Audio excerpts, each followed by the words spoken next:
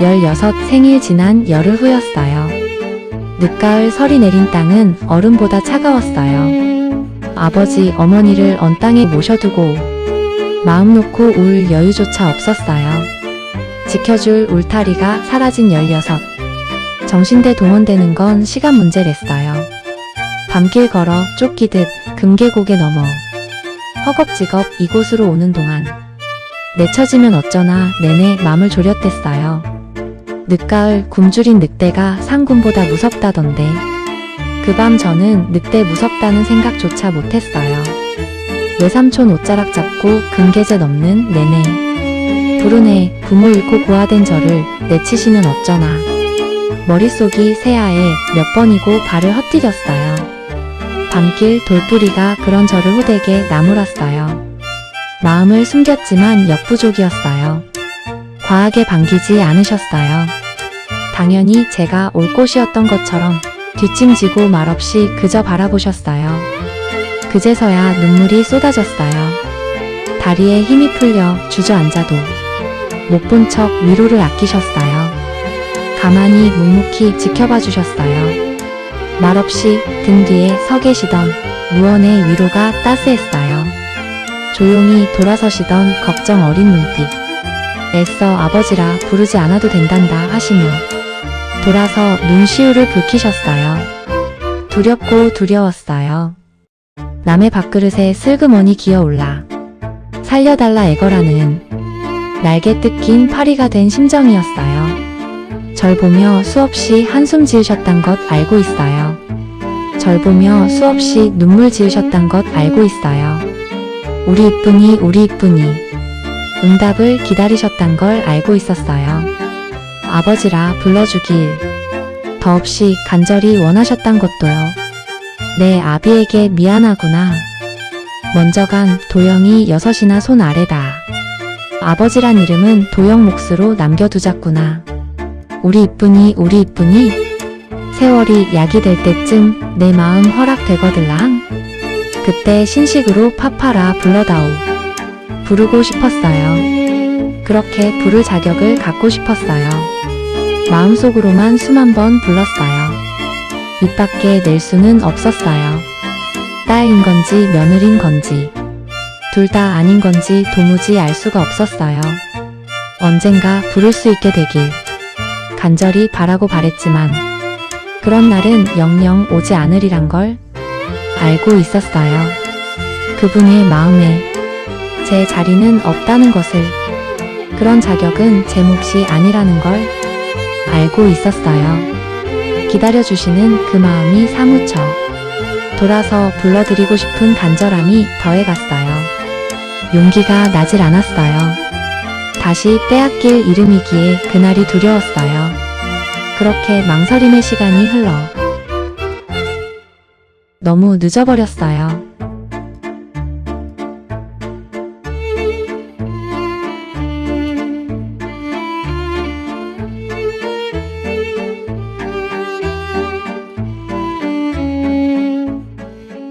오늘은 부를래요.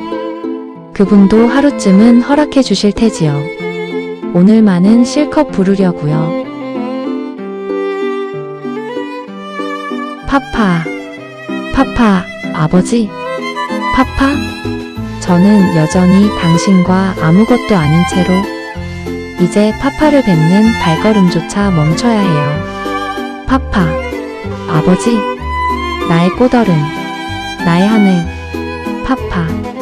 무덤 앞 흙 한 줌만 담아갈게요. 좋아하시던 산수유 단자, 손 많이 간다 아껴 드시던 도라지 인삼전과 어머님 목 밤다식 수정과와 바꿔갈게요.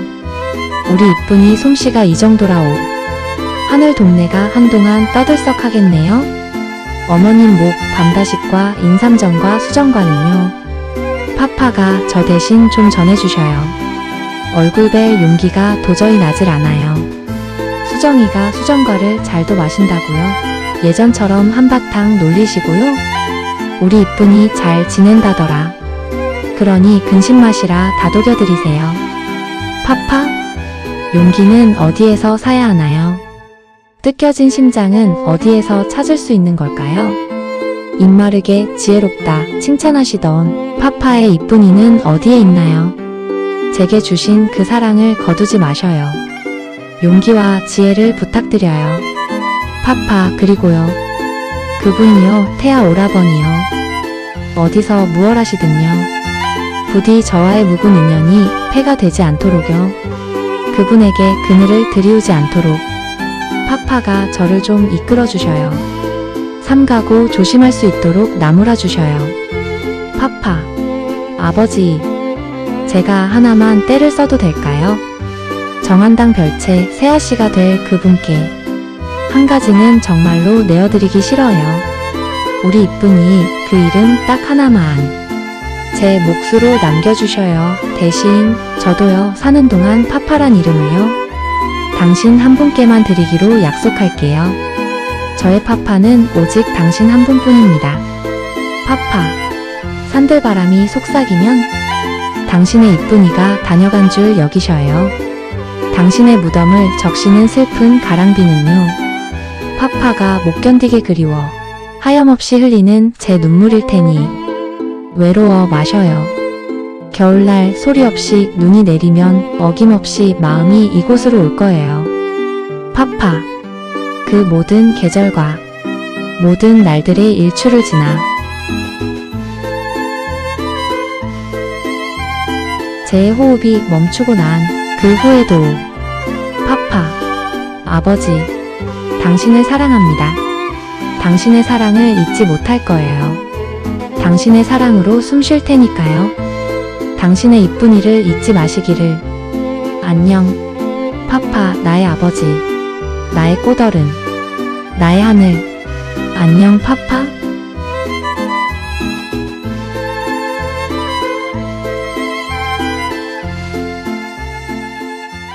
운명, 메비우스 위의 수레바퀴 제29장 심장을 뜯어보네요.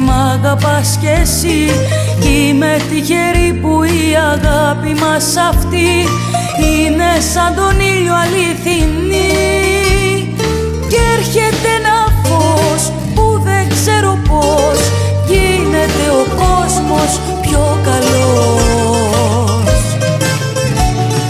Ό,τι κι αν μου κάνουν, όπου κι αν βρεθώ, όλα θα αντέχω όταν σε σκεφτώ.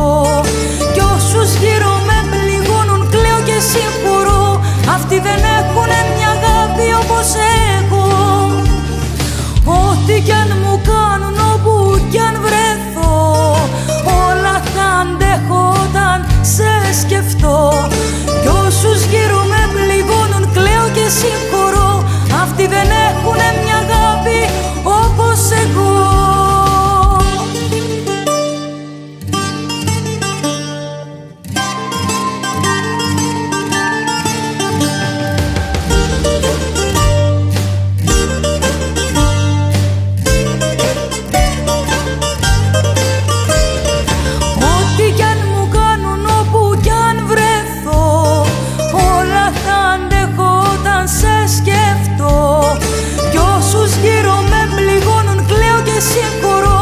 Αυτοί δεν έχουνε μια αγάπη όπως εγώ. Ό,τι κι αν μου κάνουν, όπου κι αν βρεθώ, όλα θα αντέχω όταν σε σκεφτώ. Κι όσους γύρω με πληγώνουν, κλαίω και συγχωρώ. Αυτοί δεν έχουνε μια αγάπη όπως εγώ.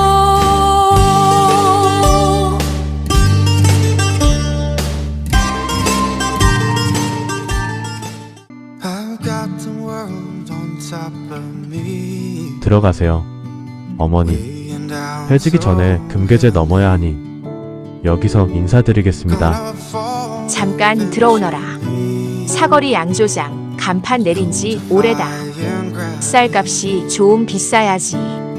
약주랑 안주를 좀 챙겨주마. 사부인, 아니 두 어른께 올릴 곶감이랑 밤 대추. 아니다. 밤 대추 챙겨 들고 갈 면목도 못 되지. 북어랑 약주나 한 병 뿌려주마. 어제 오늘이 두 양반 기일이었다. 어쩐지 내가 오늘 하루 종일 마음이 뒤숭숭하더라니. 세상에 담장 넘어 혜원이 다녀가는 것도 모르고 제사 모시러 영지제 내려왔다가 내 아버지께 인사드리러 불어 넘어왔었나 본데 맘이 여려 차마 눈물 없이는 내 얼굴 볼 용기가 안 났나 보네. 밤 삶아 다식 찍어내고 인삼 도라지 다듬어 정과 조리고 수정과 다리면서는 또 얼마나 눈물바람 했을고 11월 눈 쌓인 소백산 자락이 살기며 늑대 멧돼지 천진데 혼자서 금계제는 또 어찌 넘어왔나. 태아 잘 듣거라. 내가 아무한테나 마음 내줄 성품이 아닌 건 누구보다 내가 잘 안다. 내 마지막으로 말하마. 내가 어떤 아이를 잃는 건지. 그래 그만하마 소용도 없는 얘기겠지. 영지제 어르신들 뵙거들라. 길 지나 혼자 온 녀석. 왜 왔는지는 말씀 안 올려도 이미 짐작하실 게다. 그저 무릎 꿇고 싹싹 빌거라. 두 어른께 머리 조아리고 흠씬 두들겨 맞고 오너라. 잠부터 올리지 말거라. 이유 말 안 해도 이미 아신다. 긴 말 떠들 필요 없느니라. 잔 받고 싶지 않으실 게다. 태아, 내가 무탈하게 유학 다녀온 게 너 잘나고 운 좋아서만은 아닐 게다. 오래 앉아있거라. 다리 저리다고 쉬 일나지 말거라. 무릎 시리거들랑 그간 혜원이 흘린 눈물 생각하며 버티거라. 용서 빌지 말거라. 용서받을 일 못 된다. 눈물 내지 말거라. 울 자격 없다. 그분들 속상해도 내색도 못하시고 오히려 내 앞날 축복해 주실 게다. 그런 분들이시다.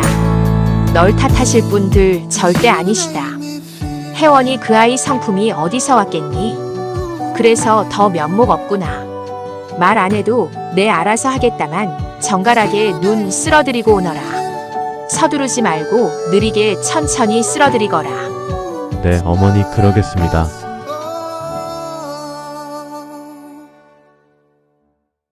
선재랑 창석이 불러 같이 다녀오거라. 늑대 무섭다. 내 안주 끓이는 동안 영배 아재와 함께 횃대 넉넉히 감고 낯갈기 자루 길게 준비하거라. 서두르거라. 오후 4시 이전엔 고갯마루 넘어서야 한다. 해 짧다. 되짚어 돌아오지 말거라. 그리 조심들을 하는데도 해마다 이 무렵엔 험한 소식 들리더라. 내중리 당숙댁에서 자고 내일 아침 넘어오거라.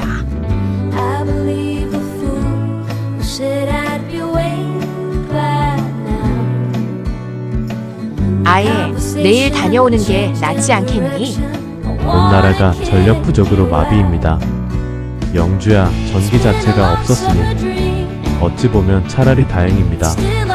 공장 기계들이 죄다 멈춰 물가가 지옥입니다.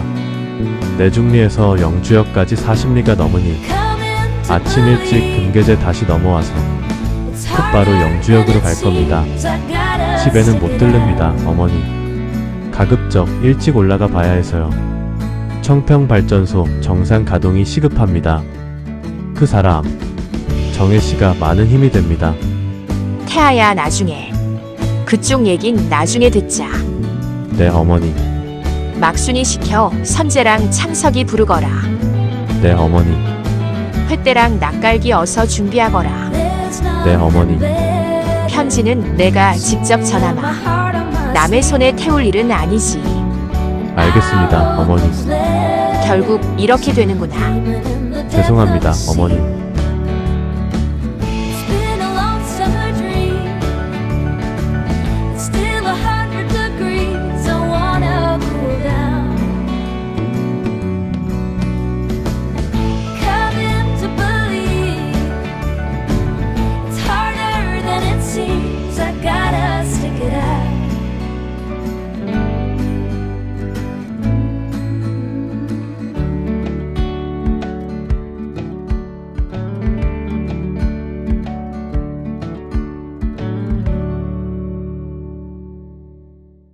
(1947년 11월 26일) 동숭정 대학 설롱탕. Even when it's raining out, you're the sun that dries the clouds in you. You ever lose your way? Close your eyes and count count to 10. Turn 오늘은 around, 웬일로 I'm 팔프 back 그 and 규진이 안 보이요? forth. 아, 네. 규진은 지난 공휴일 집안일 때문에 You are the light that 상법 makes my 수시고사 day 준비가 begin. 밀렸다고요. Night that brings a 잘 됐소. happy 안 그래도 ending. 당신에게 긴히 할 말이 있었소. 당신과 직통 전화를 개설할까 하는데 말이오. 보통 전화든 특종 전화든 번거롭게 매번 교환을 거쳐야 하고 둘 다 신청해도 하세월 무소식에 종래 나온다는 보장도 없으니 창신동 집에 미군 야전용 리에 직통 전화기 하나 놓읍시다. 당신만 허락하면 미 24군단 공병대에 공문을 넣겠소. 전화기 필요 없는걸요? 교수님, 그러지 마셔요. 내가 필요하오. 수요일 강의실이 아니면 당신과 연락할 방도가 없잖소. 동승동 강의도 곧 종강인데 종강 후에는 어찌하오. 지난 일요일에도 내내 당신에게 연락을 하고 싶었단 말이오. 어찌나 목소리가 듣고 싶던지 미친듯이 서둘러 일찍 올라오면 뭘 하오. 어차피 연락도 못하고 만나지도 못하는 걸 나 정말 전화 놓고 싶소. 미 공병대에 통신 지원 요청하겠소. 응? 교수님, 번거롭게 그러지 마셔요. 급한 일 있으실 땐 야학당에 전원을 남겨두시면은요. 번거롭지 않소. 번거롭지 않단 말이오. 공병대 통신반 소속 미군 병사들이 치프에 야전 전화기 한 대랑 야전선 한 뭉치만 싣고 출동하면 순식간에 끝나오. 정말이오. 개통까지 채 2시간도 안 걸린단 말이오. 전신주도 필요 없소. 나무에 걸어도 되고 눈에 띄는 거 싫으면 땅에 묻어도 돼오. 전화 놓읍시다. 응? 허락만 해주오. 이거야 원. 연락을 할 방도가 없으니 답답해서. 비단티는 걱정 마셔요. 교수님께서 주신 자료 꼼꼼하게 검토했어요. 구리선 5m 길이 막대가 총 400개더군요. 잠깐 이보 비단띠 때문이 아니라 터빈 구리선 길이 약 2000m. 오리로 잡고요. 중첩 감기로 반폭 겹침 방식 고려해서 계산하면은요. 3천이요. 3000이요. 3000m 생각하고요. 고전압을 견딜 수 있게 다층절연하려면 이보 지금 비단띠 얘기가 아니잖소. 교수님께서 10층에서 15층 이상 겹쳐 감아야 한다고 하셔서요. 40에서 60km요. 40에서 60km. 100리에서 150리.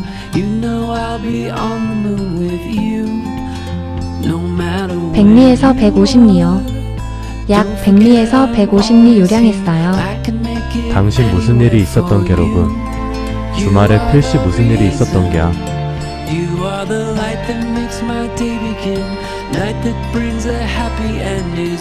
교수님께서 동네에 신속하게 공문 보내주신 덕분이에요.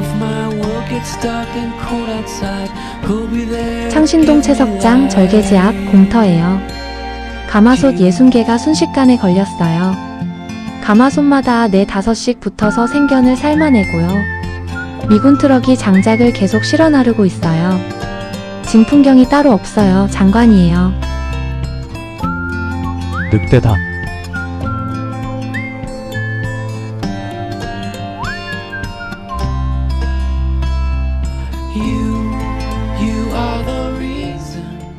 눈 덮인 채석장 공터에 집채만한 가마솥 60개가 걸리고요. 산더미 같은 생견이 정련돼서 널리는 장관을 교수님께서 보셨어야 해요. 봤소. 그것도 아주 하루 종일 물리도록 봤소. 지난 주말에 어디 멀리 다녀왔던 거요? 당신이 정련 과정 지켜보러 혹시나 채석장에 들를까 싶어서 미친 듯이 서둘러 서울 올라와 오후 내내 그곳에 머물렀단 말이오. 어떤 미운 사람 얼굴 한번 볼까 싶어서 말이오. 미군 트럭이 장작을 18번 실어다 놓더군. 가마솥은 60개가 아니라 67개였소. 2개는 금이가 빼놨더군. 장관은 무슨 지루하기 짝이 없던걸. 제가 그날은요. 몸살 기운이 조금 있어서요. 채석장까지는 미처 못 챙겼어요. 아팠소? 지금은 괜찮소? 약은? 병원은 갔었어? 이런, 그러고 보니 얼굴이 반쪽이 됐군. 당신 괜찮은 거요? 세상에, 난 당신 아픈 줄도 모르고 있었잖소. 그러니 전화가 있어야 한다는 거요. 당신이 아파도 내가 알 방법이 없잖소. 당신이 아픈 줄도 모르고 있었잖소. 약이라도 챙겨주고 병원도 데려갈 수 있었는데 말이요. 당신이 아픈 줄도 모르고 있었소. 전날 찬바람을 조금 쐬어서 그래요. 걱정 놓으셔요. 어떻게 걱정을 안 하오. 숙모님과 창신동 봉제 공장 돌면서요. 숙련된 재봉사 아주머니들 120명 정도를 모아 비단끈 시범 제작해봤어요. 그놈의 비단끈. 아픈 몸을 이끌고 그리 돌아다녔단 말이요. 낙폭 없이요. 할당량을 잘 끝내면요. 지금 그걸 걱정하는 게 아니잖소. 공정 마무리 된 후에요. 분량률과 할당량을 평가해 공정하게 등수를 매겨서요. 그 걱정을 하는 게 아니라니까. 그러오. 1등에게는 책상형 브라더 미싱을 시상한다 했어요. 잠깐, 이쁜이 당신 내 말 듣고 있긴 한 거요. 아주머니들 신이 나서 다들 열심히 해요. 이보, 이쁜이. 그 이름. 저, 교수님, 저를요, 이젠 그리 부르지 말아주셔요. 그냥요, 이름을 불러주셔요. 이제 그 이름은요, 그분만 부를 수 있어요. 그분과 약속했거든요. 아. 미안하오. 그랬던 거군. 그러리다. 제가 그분께 약속을 드려서요. 미안하오. 몰랐어. 아주머니들 다들 신이 나서 열심히 해요. 내가 지금 비단끈을 걱정해서 이런다고 생각하는 거요. 내일 정년 끝난 비단들 가져다 1차분 재봉 작업 들어갈 거예요. 일주일 정도 분량씩 모아 청평에 보내셔서 비단띠 권선 작업 들어가시면 될 거예요. 이런, 계속 딴청 부리는 걸 보니 나와 직통전화 노는 게 어지간히 싫은 게로군. 규진, 그 사람 눈치가 보여. 그러오. 그런 게 아니에요. 규진과는 관계없어요.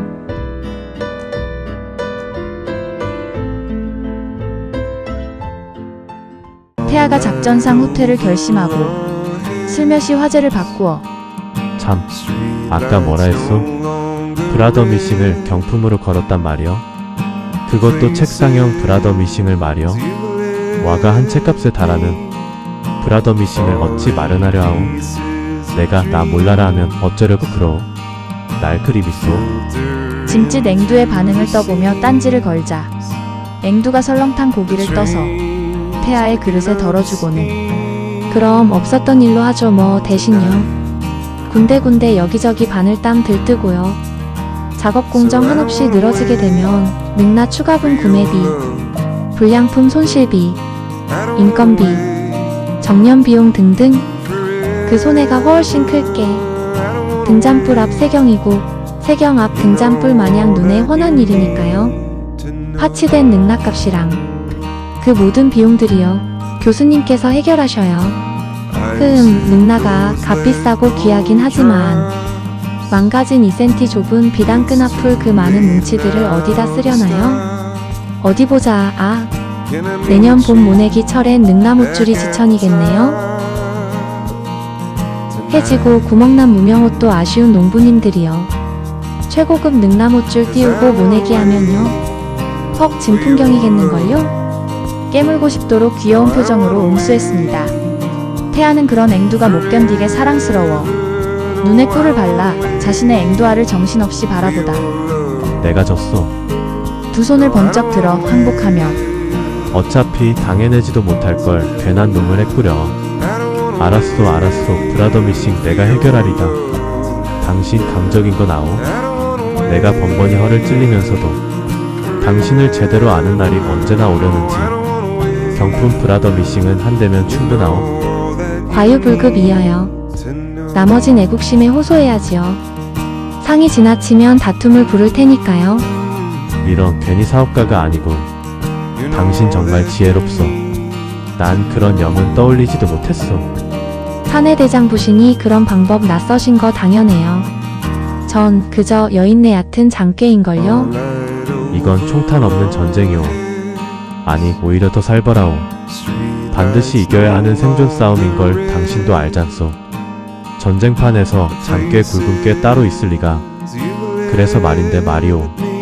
수시로 그 어여쁜 장꽤 좀 얻어 씁시다. 식통 전화선 못 읍시다. 응? 전화선 꼭 놓고 싶소. 안 되겠소? 12월 5일쯤이면 1차분 12km 정도는요. 청평에 보낼 수 있을 거예요.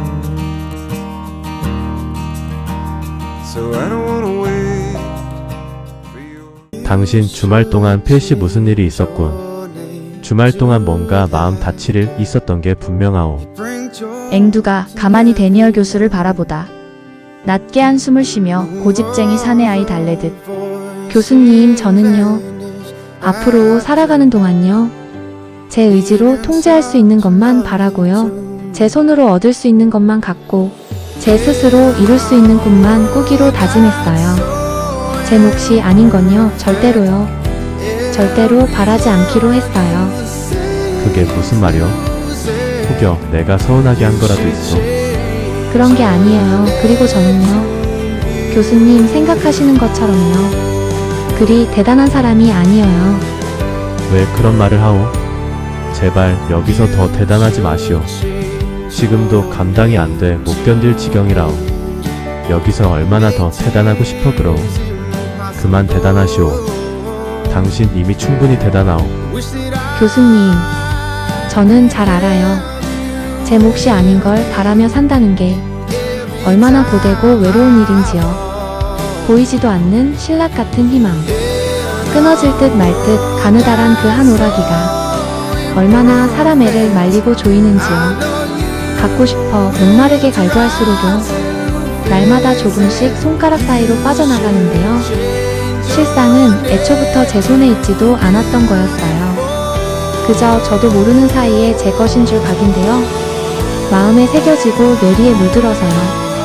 지난 20년 내내 저는요. 애초에 제 몫도 아니었던 허상을 붙들고요. 뜯어내고 도려내면서 버텨야 했어요. 제 나이 만 24 그 중에 무려 20회를 그렇게요. 본 적조차 없는 허상 때문에 부르고 싶은 이름 하나 입 밖에 못 내고요. 심장에 새긴 채 보내드려야 했어요. 그러면서 깨우친 거예요. 가질 수 없는 건 바라지도 말고 바라지 않으면 도려낼 아픔도 없다는 것을. 희망과 절망 사이 따스함과 냉담한 외면. 그 사이 어느 지점에 머물며 본디 제 것도 아니었던 것을 바라고 갈구하느라 심장에 박힌 가시를 뽑아내지도 못하고 날마다 헛된 희망에 쓸리며 허물어지는 일은요. 정말이지 못 견디게 쓰라리고 아프거든요. 그런 허망한 짓은 이제 안 하며 살 거예요. 애초에 안 가지면 내어놓을 일도 없는걸요. 내가 그리도 못 믿어온 거였어? 내가 설마 당신 전화기를 다시 거두겠소?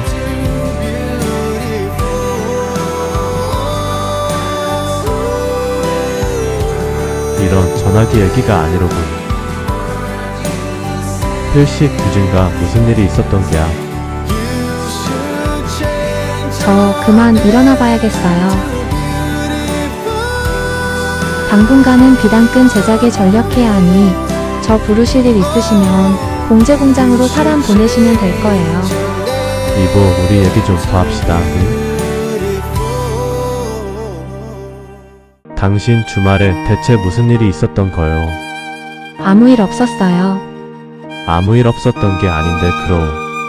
말해보, 무슨 일이오? 응? 규진과 무슨 일이 있었어? 혹여 나 때문에 다퉜어? 규진과는 그런 사이가 아니에요. 규진에게 직접 들으셔요. 교수님과 저는요. 다른 세상에 속한 사람들이에요. 저는요 지금 이만큼이 최선이에요. 더는 감당을 못해요.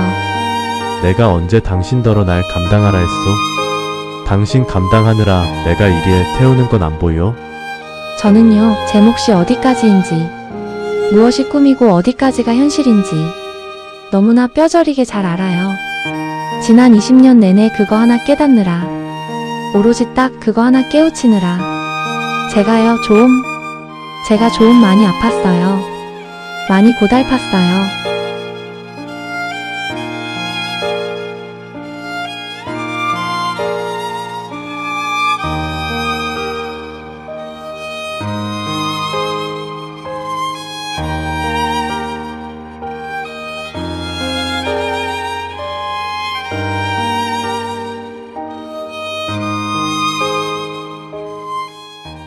(1947년 11월 29일) 동숭동 태아의 연구실. 태아는 수요일 앵두와 헤어진 후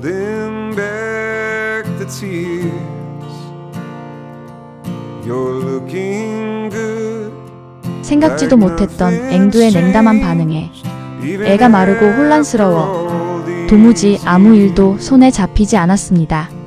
자신과의 직통전화 개설 이야기가 어쩌다 앵두의 깊은 상처를 건드린 건지 지난 주말 이후로 어딘가 확연히 달라진 앵두의 태도가 태아는 안쓰럽고 걱정스럽고 불안하고 두려워 난생 처음 아무 일에도 집중을 할 수가 없고 속이 타다 못해 입맛까지 잃어 음식이 목에 넘어가질 않았으며 그 와중에도 앵두가 미치도록 보고 싶고 마음이 온통 앵두의 아픔을 헤아리느라 초조하고 애가 타 밤새 뒤척이고 있었습니다.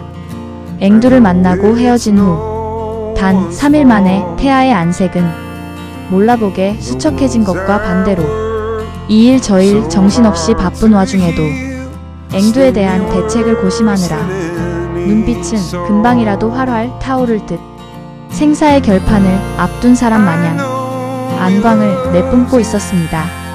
태아는 아무래도 규진을 불러 앵두와의 정혼관계에 대해 단판부터 지어야겠다고 결심하고 법문학부 사무실 서기에게 규진의 강의 시간표를 확인한 뒤 금요일 오후 강의실로 사환을 보내 게시판에 호출 메모를 붙여 규진에게 전달해 자신의 방으로 오도록 했습니다.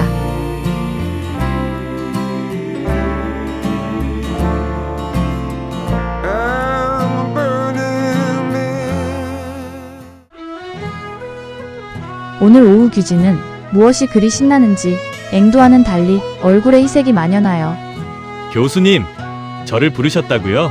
태아의 연구실로 와서는 태아에게 인사를 하는 둥 마는 둥 서가에 잔뜩 꽂힌 경제학 전공 서적들과 나 종갓집 종손이요 하듯 생뚱맞은 유교경전들 여기저기 빼곡하게 쌓인 물리학 서적들과 각종 논문들 전자기 공학과 터빈 관련 기술 교본들과 벽면에 붙은 지도와 도면 등을 경탄 반 호기심 반 부러움 대부분 무아지경 탐색하고 들여다보느라 태아가 저를 죽일 듯이 노려보며 턱을 앙다물고 잔뜩 벼르는 줄도 모른 채 마냥 신이 나서 들떠 있었습니다.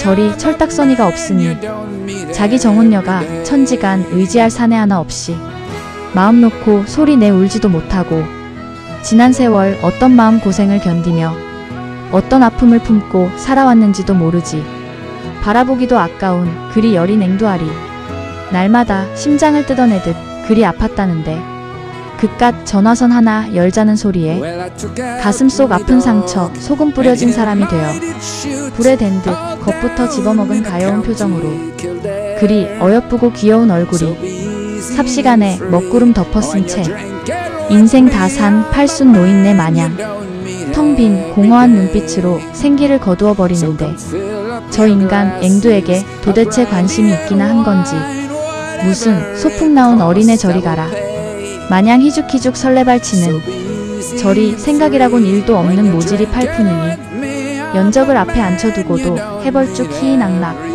오늘이 제 정혼녀 뺏기는 날인 줄 짐작도 못하고 눈치 없이 구는 게야. 생각보다 훨씬 더 한심한 작자로군. 태아는 규진을 살벌하게 쏘아보며 이리 와서 그만 좀 앉으시오. 지난 주말 둘이 무슨 일 있었소? 그래, 상법 수시고사는 잘 치렀소?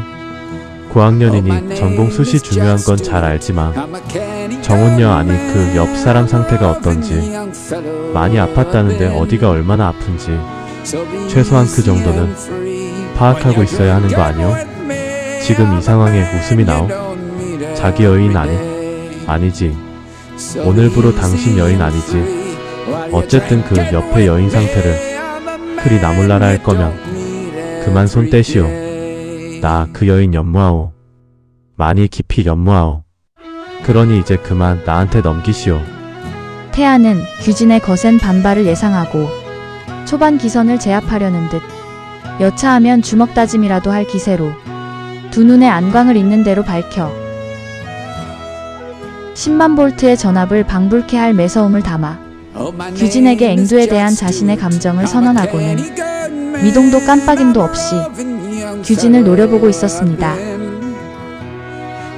규진은 자신의 예상 시점보다 한참이나 속도가 빠른 데니얼 교수의 살벌한 고백에 잠시 얼떨떨하여 어리둥절 데니얼 교수를 바라보다 어라? 이 양반 이거 보기보다 귀여운 캐릭터일세? 오호라, 드디어 때가 왔군. 비밀의 문을 열어 제낄 순간이 바로 오늘 지금이란 말이지? 이거 조금 아쉽기도 한걸. 그간 애수 속편 찍는 재미가 꽤나 쏠쏠했는데 말이야. 교수님, 콩깍지 뒤집어 쓰시느라 스스로 잠그신 비밀의 문 활짝 열어 제껴드릴까요? 아님 빼꼼히 열어드릴까요? 뭐든 적당한 게 좋댔으니 반만 열어드립지요. 나머지 반쪽 비밀의 실타래는 자학자습 교수님 그 사랑의 에너지로 스스로 풀어내시구랴. Bravo, the power of love. 회심의 미소를 지으며 태아에게 절대 죽어도 그리는 못합니다. 제가 하고 싶다고 할 수 있는 일이 아니라서요. 저 손 절대 못 댑니다. 태아가 그럴 줄 알았다는 듯이 턱관절이 새끈하도록 빠드득 이를 갈며 감당할 수 있겠소? 뭘요? 시방 디스타임에 제가 뭘 막 감당하고 그래야 하는 겁니까? 연적을 둔 여인 말이오. 그 연적은 절대 포기 안 할 텐데. 포기를 모르는 인간이라서 말이지. 더구나 목숨처럼 연모하는 여인이니 절대 포기하지 않을 텐데. 감당되겠소? 규진이 능청스럽게 그게 자기랑 무슨 상관이냐는 듯 그렇군요. 목숨처럼 연모하시는군요. 그렇소. 목숨 그 이상이요. 난 양보 못하오. 절대 포기 안 하오. 그럼 혼인까지 생각하고 계시겠군요. 당연한 거 아니오? 그럼 당사자한테 청혼하시면 될걸. 저한테 무슨 정리를 하라는 겁니까? 제가 왜 손을 떼야 합니까? 태아가 규진의 어처구니 없는 반응에 이게 무슨 개소리냐는 듯 어이가 없어 저 인간이 충격을 받아 드디어 실성을 했나? 규진을 바라보며 조금은 미안하기도 하여 당신 괜찮은 거요? 규진이 영문 모르겠다는 듯 능청을 떨며 제가 안 괜찮을 이유가 뭡니까? 하나뿐인 누님인걸요. 누나를 연모하는 사내가 있다는데 더구나 그 사내가 교수님 같은 분이신데 제가 새삼 남매 관계를 정리해야 할 이유도 없거니와 괜찮지 않을 이유도 없는 거 아닙니까?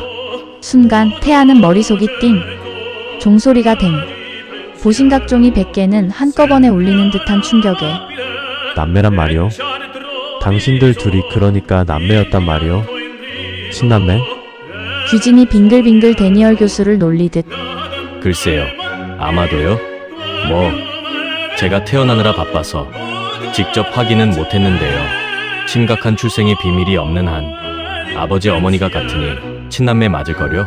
부모님 금슬이 워낙 좋으셨으니 출생의 비밀 따윈 없을 겁니다. 태아가 언제 그랬냐는 듯 안광의 전압을 순식간에 낮추어 한지 바른 등잔불 마냥 무드등을 켜고는 그랬군 그랬던 거군. 어쩐지 그리 어여쁘고 단아한 요조 승려가 대낮에 너무 대놓고 사내와 붙어 다닌다 했소. 나도 처음엔 이상하여 기인가 미인가 했었는데 정혼자 있다는 소문이 워낙 그럴듯하여 이 사람이 그간 큰 실수를 하였소. 잠시 오해하여 그런 것이니 그간 내가 했던 말과 무례한 처사들 마음에 담지 마오.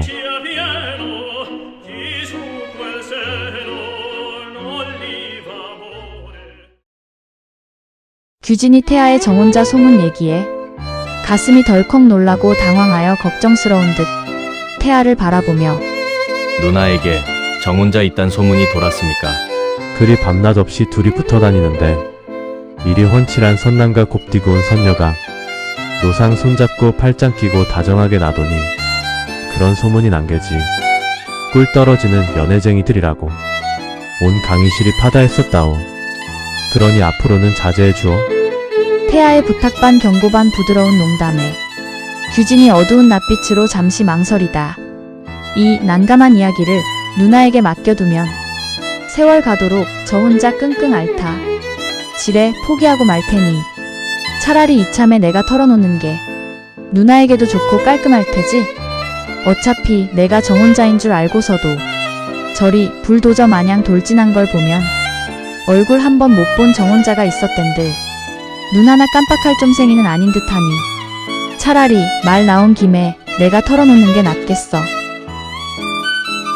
규진은 태아의 교수 연구실에 들어선 이후 처음으로 진지한 표정으로 자세를 고쳐잡고는 태아를 바라보며 마치 면접을 보듯 제가 누나의 정혼자인 줄 알고서도 어찌 그리 당당하게 연모하는 감정을 내비치신 겁니까? 태아가 저도 모르겠다는 표정으로 그게 말이여, 내가 어쩌다 일이 됐는지 나도 그걸 모르겠어. 그저 빼앗길 수 없다는, 놓치면 안 된다는 오로지 그 생각 하나만 했던 것 같소. 일이 멀쩡한 정혼자가 있는데도요. 밤낮 없이 붙어 다니는 정혼자가 있다는데도요. 태아가 퉁명스럽게 중얼거리듯 그깟 정혼자 그게 뭐 그리 대수라고. 필시 부모님들끼리 정해놓은 묵은 인연인 게지. 그래도 그리 꿀묻은 연애쟁이들이라 파다하게 소문이 났었는데도요. 그러니 내가 조급했던 거 아니오. 그럼 우리 누님께 정혼자가 있었대도 상관 안 하시겠네요? 앵두에게 정혼자가 있어? 정리된 지는 좀 됐습니다. 말씀하신 대로 부모님들끼리의 혼약이었습니다. 누님과는 얼굴 한 번 못 본 채로 그냥 흐지부지 그렇게 정리됐어요. 그럼 뭐가 문제란 말이오?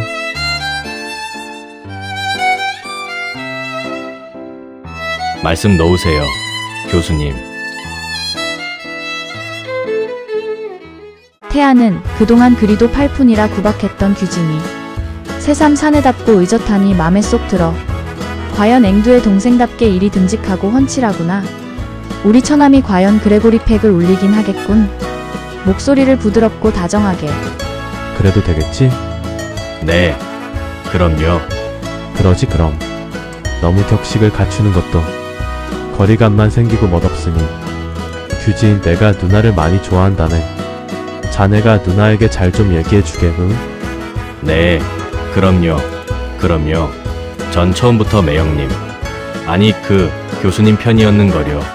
태아는 규진의 매형 소리에 규진을 왈칵 껴안아주고 싶은 살가운 애정을 담뿍 느끼며 매형이라니 그거 참 듣기 좋군.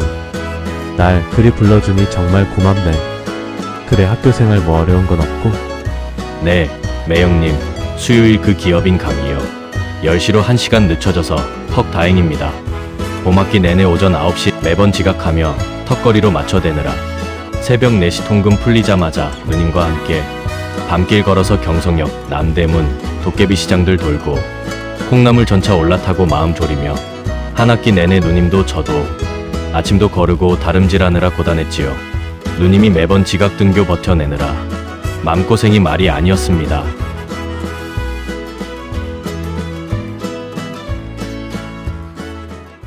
태아는 한순간에 그간의 모든 의문이 풀려 앵두가 새벽 시장 돌고 강의 시간 맞춰 허둥지둥 오느라 끼니도 못 챙기고 그리 고생하고 있었던 거였군. 그러니 강의실에서 그리 물먹은 손뭉치 마냥 맥을 못 추고 눈꺼풀 들어 올리느라 안간힘 써가며 지치고 피로에 졸고 있었던 거였네. 너무 여리고 콩알만에 바라보기도 아까운 그 조그맣고 사랑스러운 앵두알이 그리 저 혼자 애를 쓰며 외롭게 버텨내고 있는 줄도 모르고 모던거리니 연애쟁이니 분수 없이 부풀리는 뒷담 하나 귀에 넣어 철없는 질투나 퍼붓고 있었다니.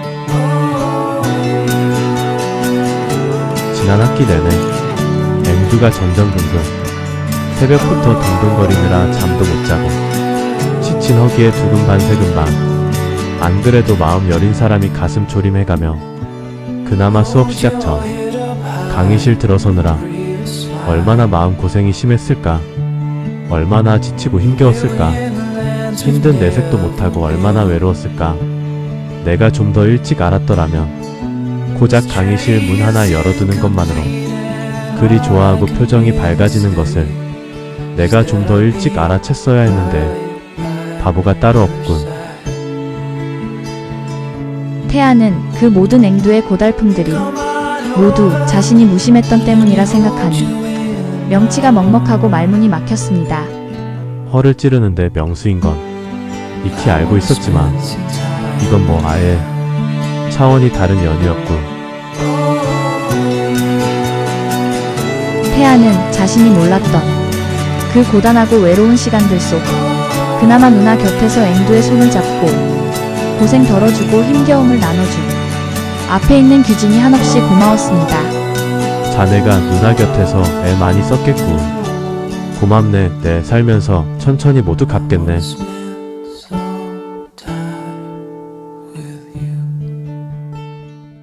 태아는 앵두가 수업시간 종료 후 왜 그리 허둥지둥 앞뒤 분간 없이 내달렸는지 그 뒷모습이 왜 그리 짠하고 가여워 보였는지 짐작도 못했던 이유를 뒤늦게 알고 나니 그런 줄도 모르고 정 혼자 만나러 그리 바삐 달려간다는 참새고라니들 헛소리를 생각 없이 귀에 담아 오해한 자신의 옹졸함이 한없이 미웠습니다. 지난 학기 강의실 앵두의 모습들이 퍼즐 조각 들어맞듯 납득이 가며 새삼 앵두가 안쓰럽고 가여워 꼭 껴안아 위로하고 몰라서 미안하다.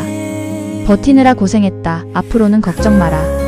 말해주고 쓰다듬어주고 싶어. 당장이라도 앵두에게 달려가고 싶었습니다. 아침 못 먹인 동생 허기 달래주려 그리 허둥지둥 급했던 거였소. 당신 수업시간 내내 얼마나 조바심을 냈던 거요. 그러니 심청이 고수익 투자 성공 스토리에 웃다가도 눈물이 났겠구려. 심청이 저리 가라 여린 그 심성에 제 속 빈줄은 모르고 동생 허기가 더 아프고 짠했을 게 뻔한데 새벽 4시에 밤길 나서려면 3시 반엔 눈 떠야 했을 터. 그 가녀린 몸으로 도대체 어찌 버틴 거예요. 사내들 시선 견디고 내 눈치까지 봐가며 조용한 강의실 들어서느라 그리 주눅들어 미안해하는 걸 연애하고 쏘다니느라 그러는 건 아닌지 내심 얄밉기까지 했는데 내가 너무 무심했어. 미안하오. 정말 미안하오.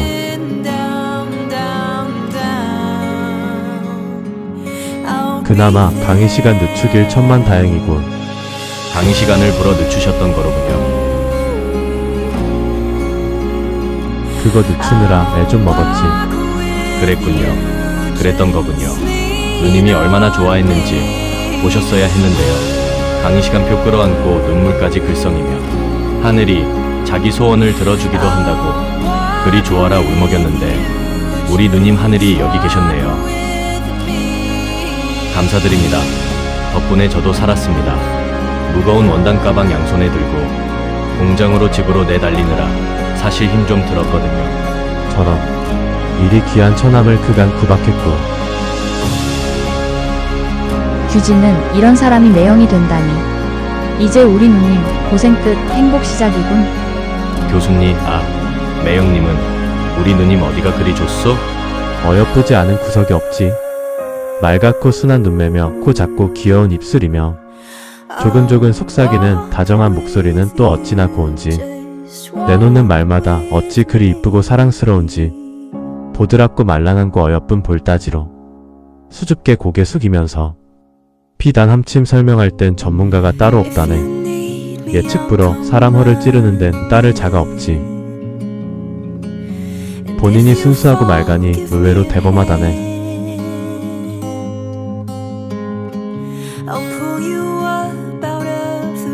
머리통은 또 어찌 그리 조망만한지 내 손 안에 쏙 들어오고도 남는다네. 규진 자네 그거 아나? 앵두, 자네 누이 말일세. 무언가 집중하거나 놀라면 오른쪽 눈동자가 살짝 안으로 쏠린다네. 얼마나 귀여운데 정말 귀엽다네. 생명체가 어찌 그리 사랑스럽고 어여쁜지. 깨물고 싶고 만지고 싶고 참느라 죽을 맛이네. 껴안고 싶고 입 맞추고 싶고 그 말랑한 볼따지에 뽀뽀하고 싶고.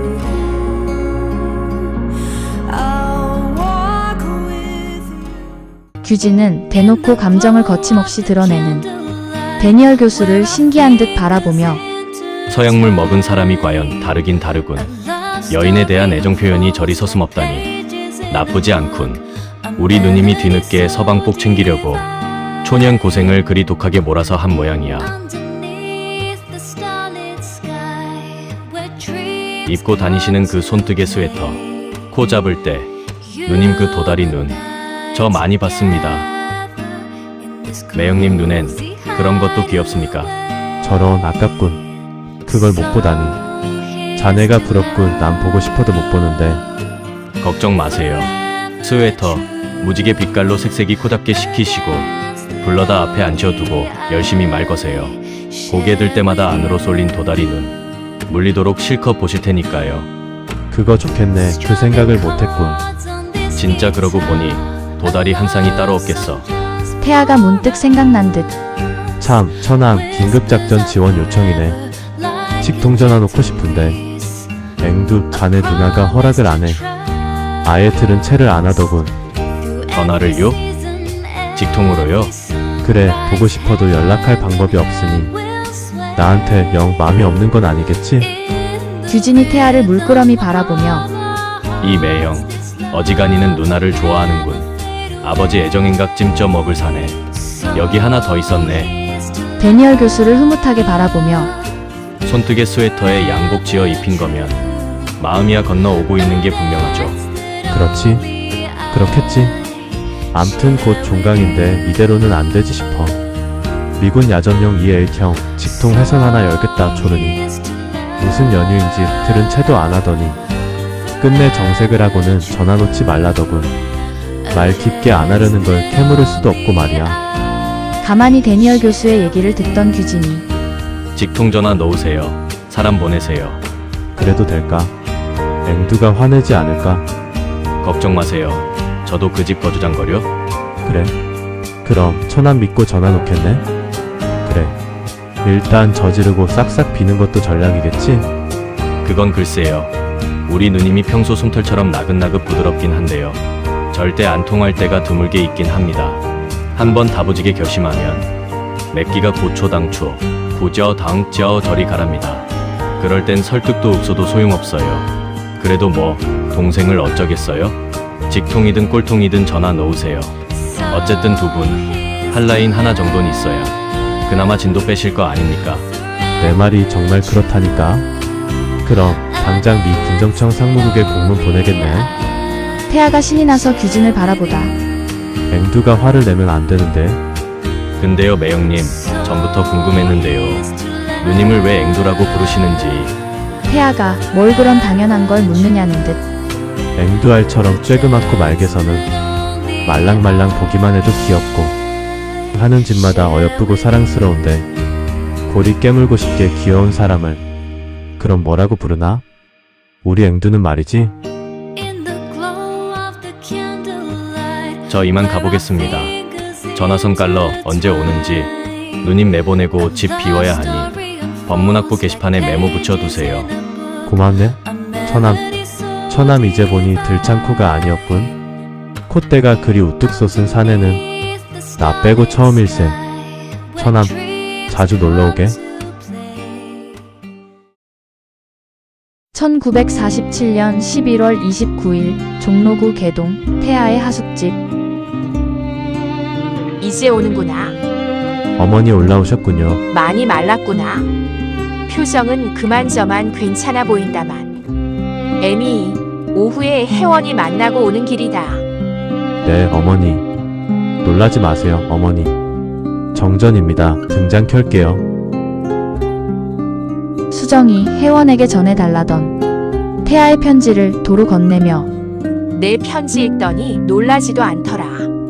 일이 될 걸 이미 알고 있던 아이 마냥 담담하더라.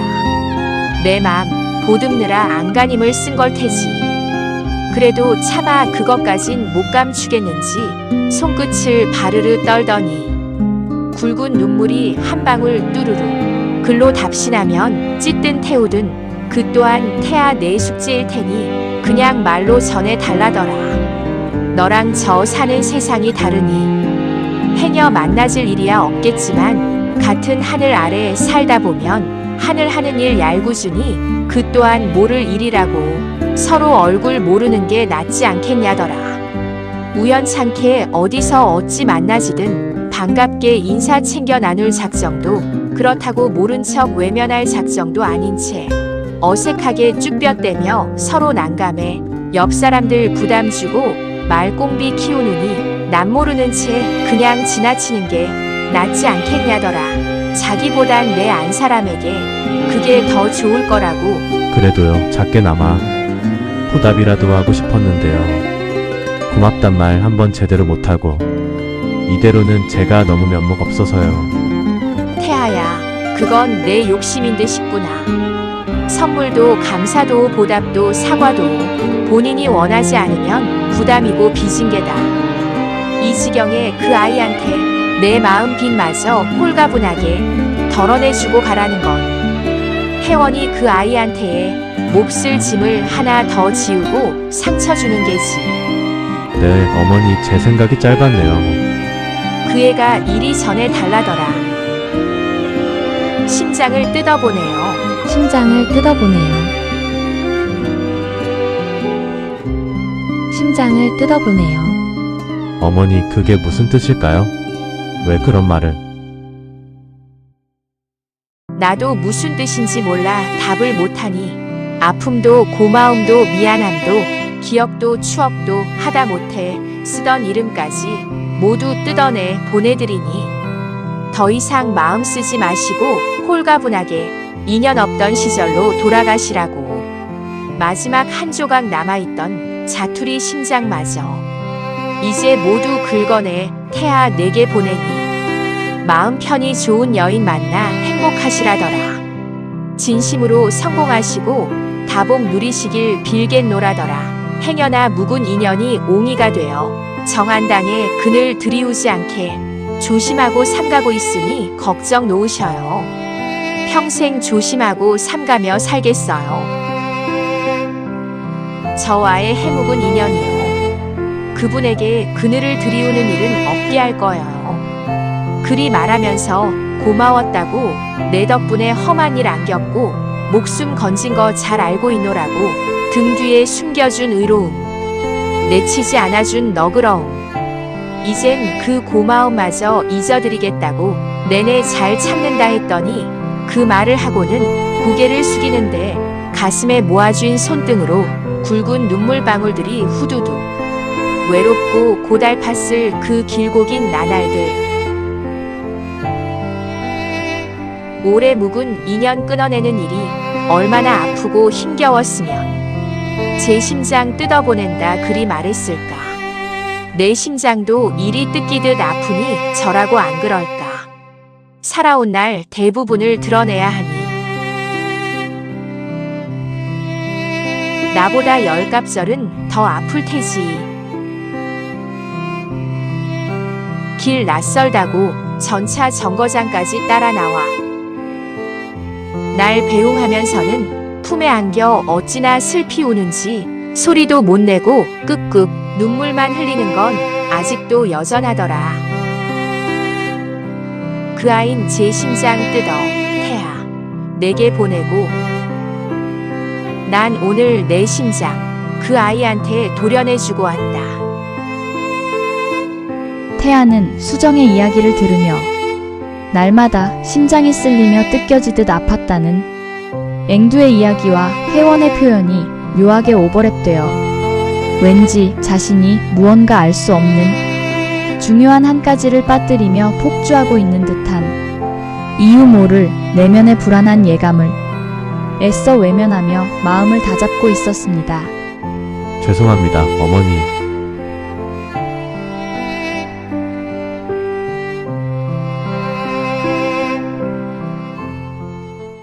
기왕 할 혼인이면 서두르거라. 네, 어머니. 잘라낸 가지를 다시 이어붙일까. 내 처복이 그것뿐인 게지. 어머니도 정혜씨 만나보시면. 태아야, 그 아이 얘긴 나중에 하자. 오늘은 차마 내 귀에 다른 아이 이름을 담고 싶지 않구나. 네, 어머니. 저녁 들거라. 며칠 새 많이 수척해졌구나. 너도 맘고생이 심했겠지. 송구합니다, 어머니. 일이 끝낼 인연인 것을 어쩌겠니. 수정은 차마 숟가락을 들지도 못하고 밥상 앞에 고개를 숙인 태아를 바라보며 오래된 인연 베어내고 제짝 찾아가느라 저도 맘 꽤나 붙겠구나 안쓰러운 마음에 마지막 말을 속으로 삼켰습니다. 원아, 내 아가, 우리 이쁜이 너무 많이는 아프지 말거라. 그간 많이 고마웠다. 저 녀석보다 더 다정하고 살가운 사내 만나려무나. 숨 떨어지는 그날까지 내 널 잊지 않으마. 내 앞날 빌어주마.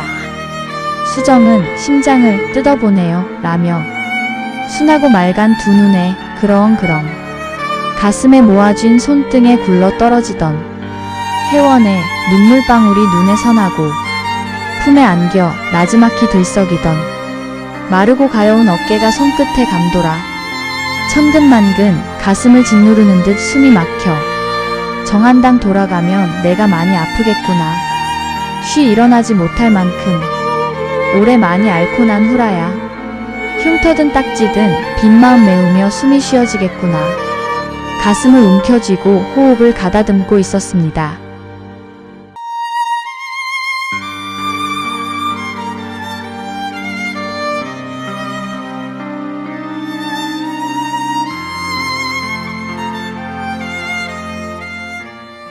(1947년 12월 3일) 종로구 창신동 영규의 집. You could take the money and the diamond rings, 'cause I know without you they don't mean a thing, that's right. For all my life, just you and I. Brighter than the stars from my window pane, warmer than the morning on a summer's day. 혜원이 새벽 시장을 가기 위해 규진과 함께 집을 나서다 대문 밖에 데니얼 교수가 와 있는 것을 보고는 놀라고 당황하여 교수님께서 이 새벽에 여긴 웬일이셔요? 그러게 말이오. 내가 왜 여기 있지? 이놈의 치프가 급기야 몽유병이 터졌나고. 듬직하신 분이 점점 이상해지시네요. 장난꾸러기처럼 왜 그러셔요? 태아가 규진에게 눈치껏 어서 들어가라 손짓하며 천하만이 규진은 한창 클 나이니 잠을 푹 자야오. 규진이 곧 24인데 한창 클 나이라니요. 그래도 더 커야 하오. 암튼 규진은 들어가 자야 하오. 여기는 왜 오신 거예요? 비단끈은요? 그놈의 비단끈. 당신은 날 보면 비단끈 생각밖에 안 나오. 내가 막 반갑고 그렇진 않소. 내가 여기 있는 게 웬일이겠소. 글쎄요, 그게 비단끈이 맙소사. 사내 마음을 이리 몰라서야. 비단끈 작업은 그런대로 잘 진행되고 있는데요. 왜요? 내가 말이오 하다하다 이젠 비단끈에까지 질투가 날 지경이라오. 그놈의 비단끈 죄다 체포해서 밧줄로 꽁꽁 묶어 모내기 들판으로 실어보내야겠소. 제 주제에 발전은 무슨. 진흙 범벅돼서 못줄이나 대라지. 장난 좀 그만하시고요. 바쁘신 분이 새벽부터 정말 웬일이셔요. 저놈의 치프가 당신한테 홀딱 반해서 말이오.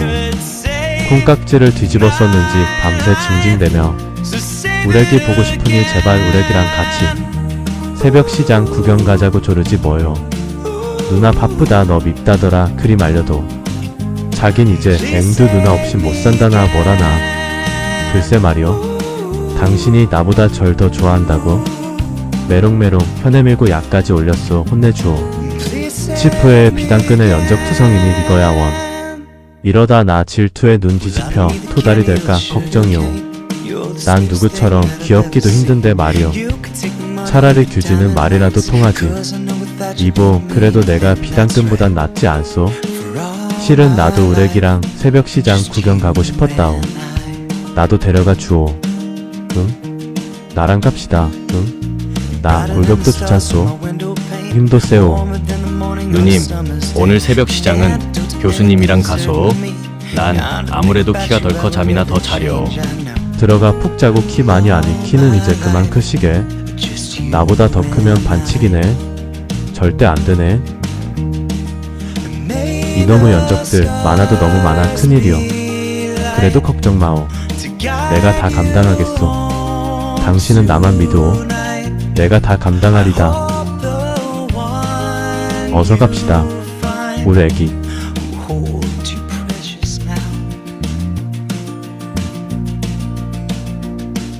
Before you knew my name, yeah, I was a fool. Hopeless little boy trying to break the rules. Now everything that I'll ever need is standing 운명. here in front of 메비우스 위의 수레바퀴 제16편 이야기를 여기서 마치겠습니다. just you and I.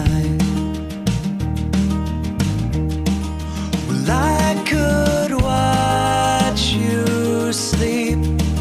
You never dared to dream that you'd find your way into my life somehow. Will I get lost? 운명. inside 메비우스 위의 수레바퀴 of those 제30장 당신이 들었어야 할 비명. 제17편 이야기는 이어지는 영상으로 찾아뵙겠습니다. 구독, 좋아요, 알림 설정을 해두시면 다음 영상을 편하게 받아보실 수 있습니다. 다큐 인생극장은 재미와 감동, 위로를 전하는 고품격 드라마 채널입니다. 여러분이 눌러주시는 구독, 좋아요, 알림 설정은 다큐 인생극장 드라마의 품격을 높이고 드라마 제작에 큰 응원이 됩니다. 끝까지 시청해주셔서 감사합니다. 다큐 인생극장이 여러분의 건강과 행복을 응원합니다.